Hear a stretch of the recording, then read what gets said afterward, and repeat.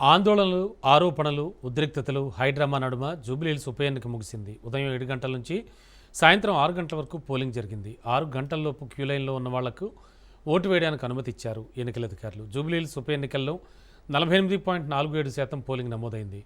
ఓట్లు వేయడానికి జూబ్లీహిల్స్ ప్రజలు ఆసక్తి చూపలేదు. ఇక పోలింగ్ ముగియడంతో ఈవీఎంలను యూసుఫ్గూడ స్టేడియానికి తరలించారు.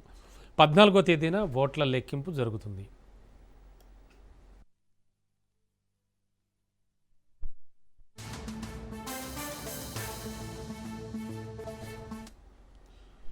ఉత్కంఠ రేపిన జూబ్లీహిల్స్ ఉప ఎన్నిక పోలింగ్ పూర్తి కావడంతో ఫలితంపై సర్వత్రా ఆసక్తి నెలకొంది. మెజార్టీ ఎగ్జిట్ పోల్స్ అధికార పార్టీ కాంగ్రెస్ వైపే మొగ్గు చూపుతున్న గెలుపు అవకాశాలపై ప్రతిపక్షం కూడా విశ్లేషణ చేస్తోంది. కాంగ్రెస్ బీఆర్ఎస్ల మధ్య 3-7% ఓట్ల వ్యత్యాసమే ఉన్నట్లు ఎగ్జిట్ పోల్స్ వెల్లడించాయి. ఇక బీజేపీకి నామమాత్రంగానే ఓట్లు వస్తాయని సర్వేలు చెప్పాయి. వీఆర్ఎస్ నుంచి మాగంటి సునీత పోటీ చేయగా కాంగ్రెస్ నుంచి నవీన్ యాదవ్, బీజేపీ నుంచి దీపక్ రెడ్డి బరిలో ఉన్నారు.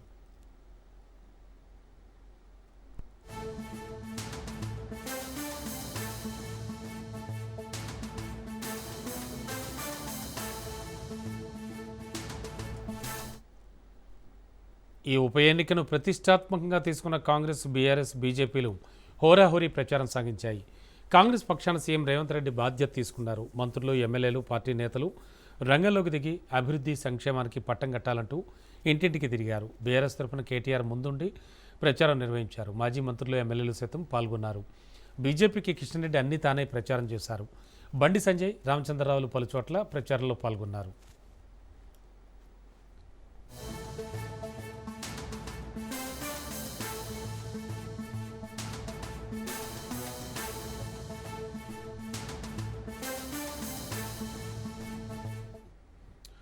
జూబ్లీహిల్స్ బైపోల్ ఫలితాలు ఈ నెల 14న వెలువడతాయి. యూసుఫ్గూడలోని ఇండోర్ స్టేడియంలో ఓట్ల లెక్కింపు జరగనుంది. పోలింగ్ సరళిని బట్టి రాజకీయ పరిశీలకులు భిన్న రకాలుగా విశ్లేషణ చేస్తున్నారు. త్రిముఖ పోరుగా కనిపించిన కాంగ్రెస్, బీఆర్ఎస్ మధ్య నువ్వా నేనా అన్నట్టు పోటీ నెలకొందని పేర్కొంటున్నారు. కాంగ్రెస్ వర్గాలు గెలుపుపై ధీమా వ్యక్తం చేస్తున్నాయి. విజయం ఖాయమని కాంగ్రెస్ ధీమాతో ఉన్న ప్రభుత్వ వ్యతిరేక ఓటుపై బీఆర్ఎస్ ఆశలు పెంచుకుంది. 7 డివిజన్లలో అన్నింటికంటే షేక్పేటలోనే ఓటర్ల సంఖ్య ఎక్కువ.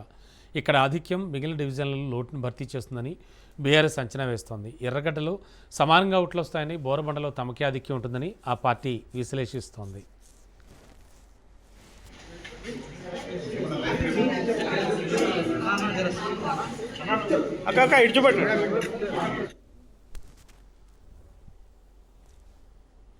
ఇక ఎవరు గెలిచినా భారీ ఆధిక్యాలు ఉండవని రాజకీయ పరిశీలకులు అంచనా వేస్తున్నారు. పలు సర్వేలు 5,000 నుంచి 12,000 వరకు కాంగ్రెస్కి ఆధిక్యం వచ్చే అవకాశం ఉందని చెబుతున్నాయి.